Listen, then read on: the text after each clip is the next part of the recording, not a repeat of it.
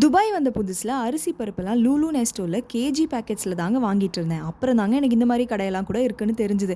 இது பார்த்தீங்கன்னா, நம்ம ஊர் அண்ணாச்சி கடை மாரி தாங்க. நம்ம 50 கிராம்ஸ்ல கேட்டா கூட குடுப்பாங்க. 1 கேஜி, 2 கேஜி நமக்கு எவ்வளோ வேணுமோ நம்ம வாங்கிக்கலாம். சரி, ரம்ஜானுக்கு ரீல்ஸ்ல ப்ரிப்பரேஷன் வீடியோஸ்லாம் நல்லாவே பார்த்துட்டு இருந்தேங்க. ஆனா நான் எதுவுமே ப்ரிப்பேர் பண்ணலன்றது எனக்கு இன்னைக்கு காலையில தான் தெரிஞ்சுது. நோம்பே ஸ்டார்ட் ஆயிடுச்சு.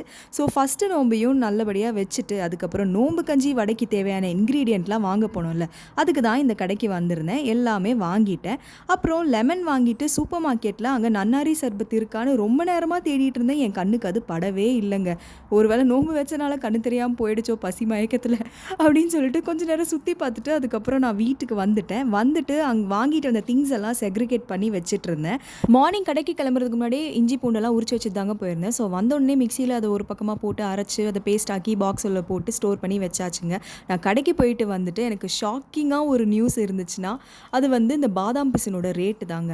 இதுவரைக்கும் இது ரொம்ப சீப்பா கிடைக்கும் தான் நான் நினச்சிட்டு இருந்தேன். ஆனா, இன்னைக்கு நான் அத காசு குடுத்து வாங்கும்போது தான் தெரிஞ்சு 1 கேஜி ஆஃப் பாதாம் பிசின் பார்த்தீங்கன்னா, இங்க 60 திர்ஹாம்ஸ்க்கு சேல் பண்றாங்க. 60 திர்ஹாம்ஸ்னா நம்ம இந்தியன் ரூபிக்கு பார்த்தீங்கன்னா, ஒரு 1500 கிட்ட வரும். இது நாள் வரைக்கும் இது ரொம்ப சீப்பா கிடைக்கும்னு நினச்சிட்டு இருந்தேன். ஆனா, இது வந்து இன்னைக்கு ரொம்பவே ஷாக்கிங்கா இருந்துச்சு எனக்கு.